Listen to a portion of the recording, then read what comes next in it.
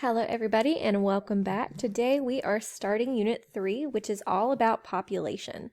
So we will talk about population in terms of population ecology. So we'll talk about, ecosystems and populations within what we think about as like other organisms. And then the second half of this unit, we will focus on human populations, which is always really interesting because it's very relatable because I don't know about you, but I am a human. And so it's always very interesting to kind of understand how populations work and kind of understand the distribution of populations across our globe. But before we get to humans, we're going to talk about good old-fashioned animals first. So if you look at this cute little koala bear on the title slide, it says, "What do you mean I'm not a bear? I have all the qualifications." So koalas are actually not classified as bears, they're marsupials. So yeah, but I just thought that was really cute. Okay, so today we are going to focus on something called survivorship curves. So before we get into that, I just want to kind of lay the foundation of population. So when we refer to a population, whether that's human population or populations of any other organisms, that's just going to be the individuals that belong to the same species and live in a given area at a particular time. So a community is going to be all the populations of organisms within a given area. So populations will be composed of the same species. So you can have a population of, dolphins and a population of whales and a population of sharks. And then the community would include the populations of the sharks, whales, and dolphins, if that makes sense. And then population ecology, which we're going to take a look at in the first half of this unit, is the study of factors that cause populations to increase or decrease. So obviously, sometimes populations will grow and sometimes they will decline, and we're going to talk about the factors that can cause that. So different ecosystems have different levels of complexity. On the base level, we have the individual. So you as yourself are an individual of the species. And then we have multiple individuals to make up the population. And then multiple populations will make up communities. Multiple communities will make up ecosystems. And then multiple ecosystems make up our biosphere, which is just our world, our planet. So species will have different reproductive strategies and distinct survivorship curves. Now, we touched on reproductive strategies a little bit when we talked about biodiversity, but I'm pretty sure I told you guys that we were going to come to it later, so I don't think I went into it. So here we are. So there are two different reproductive strategies. So the K and the R are going to be reproductive strategies.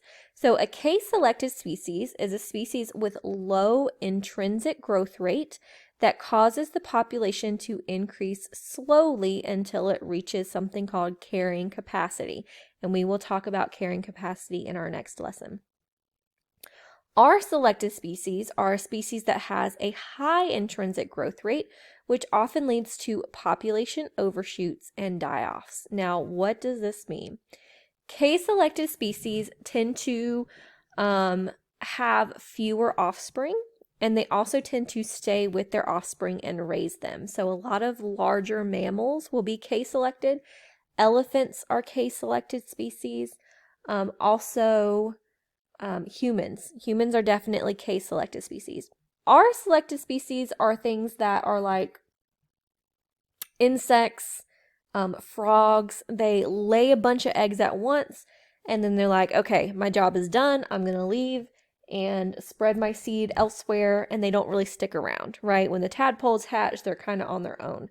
So an R-selected species will have multiple offspring at once, and then K-selected tend to have less. So here's just some differences between our K and our R-selected species. So K-selected species tend to live a long time. It takes a long time to reach reproductive maturity. So if you think about humans, it takes us typically 15 years.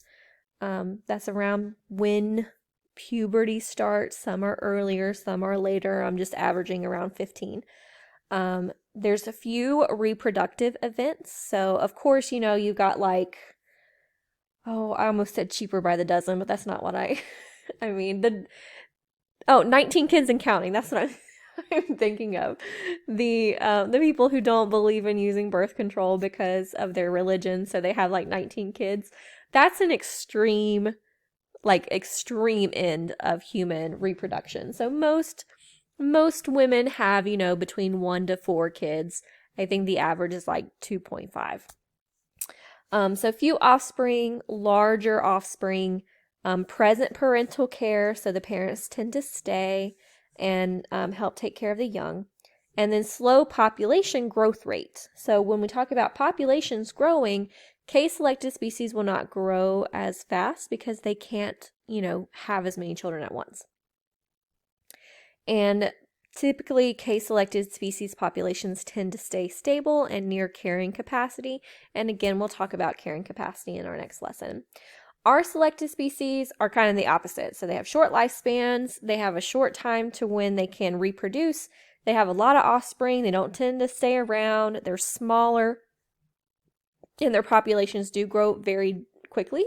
But what happens is there's too many of them and they'll have something called a die-off, and they'll kind of like overshoot their capacity, and then a bunch of the organisms will die, and then they'll come back down, and they'll just go through these cycles. So the last thing we need to talk about today are survivorship curves. And this is just a graph that represents the distinct patterns of species survival as a function of their age. So there are 3 types of survivorship curves. A type 1 curve is a pattern of survival over time in which there is high survival throughout most of the lifespan, but then individuals start to die in large numbers as they approach old age. Type 2 is a pattern of survival over time in which there's a relatively constant decline in survivorship throughout most of the lifespan. And then type 3 is a pattern of survival over time in which there is low survivorship early in life, with few individuals reaching adulthood. Now, what is that? That's a lot of different things that I threw at you at once. So let's take a look at this together. So you're going to be graphing these in your independent practice today, but I want to go over them with you. So here's our type 1 curve, and here is our age on our x-axis versus our survivors on our y-axis. So this is showing us out of a population. So here, if we have a population of 1,000, how many will survive into old age? So here we have a high number of individuals in the population that are surviving to be old. And then once they get to their old age, that's when we see most of the population decline. This would be an example of like humans. Humans follow a type 1 curve. If you think about modern medicine and most humans who are born today, most of us survive, right? Of course, you have things like some babies are unfortunately born prematurely, or some are born with, heart defects or something like that. But most people, for the most part, for the general population, most babies are born and they survive. And then most people live through their, up to probably, I would say, 60s, 70. And then when you get up into your later 70s, 80s, and 90s, that's when most of the population starts to die. So we don't have as many humans that live past the age of like 90 or 100. Type 2 species have kind of just like an even, steady rate. And the reason for this is that a lot of type 2 species are things that are preyed upon. And the reason for this is because if you are prey to a larger predator, the predator really doesn't discriminate based on your age. So, a 2-month-old squirrel, if it's being hunted by a wolf, is just as likely to perhaps be caught and eaten as like, a 13-month-old squirrel, so to speak. So these organisms typically are smaller, and they are typically prey for other organisms. Not all of them, but some of them are. And then our type 3 organisms, they experience rapid declines early on. So many of them don't live to be older. These are going to be your R-selected species, okay? So R-selected species typically follow a type 3, and then our K-selected follow a type 1.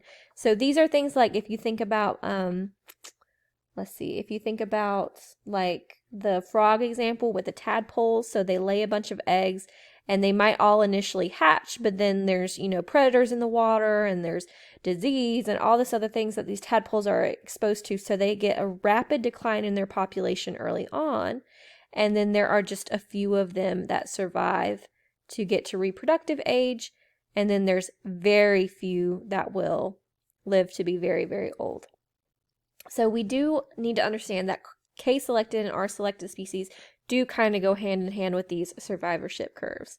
So it says, which is R or K? It says, I don't know, therefore aliens. So also a funny meme for your enjoyment today. Sometimes it's not always easy to tell if a species is R or K selected because some species show characteristics of both. It's not always black and white. A really good example of this are sea turtles, okay? Sea turtles will come ashore and nest and lay their eggs, and then once the mamas lay their eggs, they're done. They're like, I'm gonna peace out. This is not my job anymore. So they go back to the ocean, and then the nests are there just to hatch. And then once they hatch, the little babies follow the moonlight into the ocean, and then they kind of raise themselves. So it's indicative of a R-selected species to lay many eggs at once and then abandon those eggs and not provide parental care. However, once turtles make it to the sea, they can live for hundreds of years. So as long as they can make it and they get past that kind of initial growth stage where they get older, sea turtles can live a very long time. And that's indicative of a K-selected species. So sometimes some organisms have characteristics of both, so we just need to be careful about when we're categorizing the difference between R and K-selected species. Okay, so that's all I have for you guys today. If you have any questions, let me know, and if not, I will see you guys in the next one.